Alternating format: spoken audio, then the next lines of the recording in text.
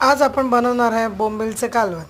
बोंबील साफ धुवून घेतले, कोथिंबीर लसूणचा मसाला तयार केला, वाटण तयार करायचं, त्यानंतर एका साईडला ठेवून द्यायचं। आता कढई आंबोशीचं पाणी आंबोशी भिजत घालायची, कढई घ्यायची, तेल तापत ठेवायचं, आपल्या हिशोबाने तेल टाकायचं। तेल गरम झाल्यावर मसाला त्यात टाकून द्यायचा, मसाला थोडंसं भाजून घ्यायचं, लसूण थोडंसं लाल होऊ द्यायचं, नंतर मग टोमॅटो चिरलेले ते सोडून द्यायचे। थोडंसं टोमॅटो असं वाटलं की शिजलं आहे, त्यानंतर आपण सर्व मसाला टाकून घेऊया। लाल मिरची पावडर,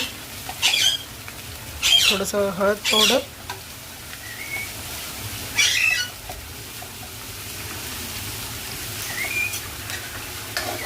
घालून घ्यायचं,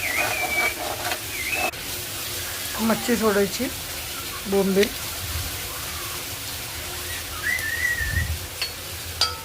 आणि हळू चमच्याने हलवून घ्यायचं।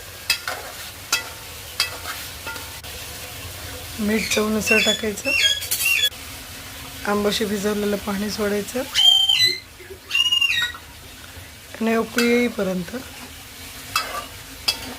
फास्ट गॅसवर झाकण लावून ठेवून द्यायचं। 2-3 मिनटानंतर झालेलं आहे, आपलं शिजलं आहे बोंबील आपले। कोथिंबीर बनवून टाकायची। हेच आपलं तयार झालं आहे बोंबीलचं कालवण। गरम गरम भाताबरोबर चविष्ट बोंबीलचं कालवण।